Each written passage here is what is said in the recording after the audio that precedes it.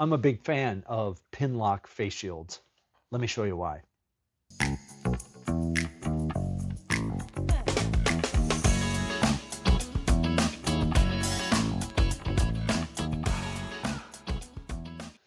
Welcome to Go Far with Brent. I'm Brent. As I said in the intro, I'm a big fan of Pinlock face shields, and I'm going to show you why. It's been about a year since I got my HJC RPHA-91 helmet. Over that period of time, I've gone up to Alaska, I've done a lot of long distance riding, and over time, the original face shield gets all scratched up. So today we're going to replace it with a new HJ37 face shield and the Pinlock insert. Let me go ahead and reposition the camera and we'll go through everything. All right, here we are a little bit more close up. Like I said, I've got the HJ37 face shield and the Pinlock insert that goes with it. It's the Pinlock 120 XLT. So to start with, let's go ahead and remove the old face shield.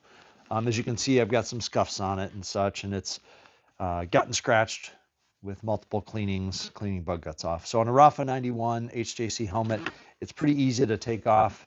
So you lift the shield and there's a tab right there. Push the tab forward and the face shield pops right out.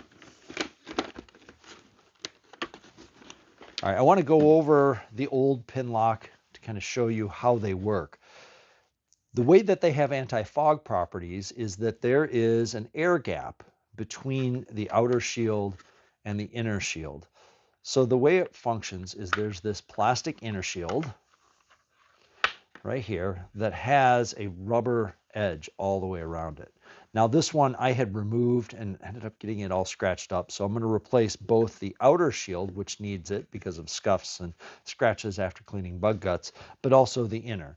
So there's a rubber edge all the way around that provides a good clean seal. And that seals up against the inside portion of the face shield. So to start with, it's a little crinkly. I'm sure you hear that on camera. The face shield comes in a plastic bag.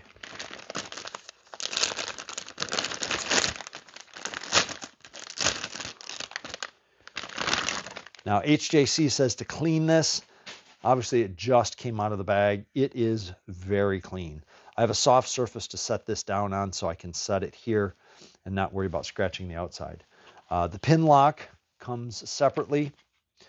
Both of these together are pretty pricey. In fact, the Pinlock costs almost as much as the face shield itself. But in my view, it's worth it. All right, so we open this up. And the Pinlock, we have to be careful not to scratch it. There is a protective film on this, and the protective film is actually on the inside. So the area that has the rubber seal faces forward, and it goes in,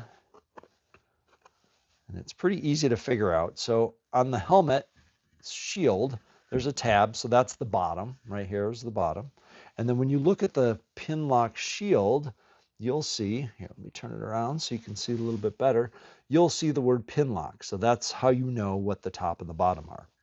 All right, again, I'm being very careful not to touch this inner surface, and I can see the rubber ring or the seal all the way around. So it's pretty simple to put in. You start with one end. You line up the one end. There's a notch in the Pinlock. It's kind of easy to see because of the blue. And then you just fold it in. And what's going to happen is it'll seem like it's too short, but when you bend it, let me do it this way so it's a little easier for you to see. You bend it like that and put it underneath, and then it just pops in place. And once it's popped in place,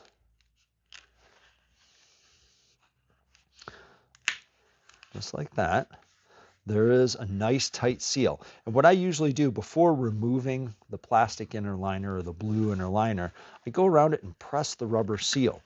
The whole point and the reason why this is fog proof is that seal creates an air chamber between the inner shield and the outer shield.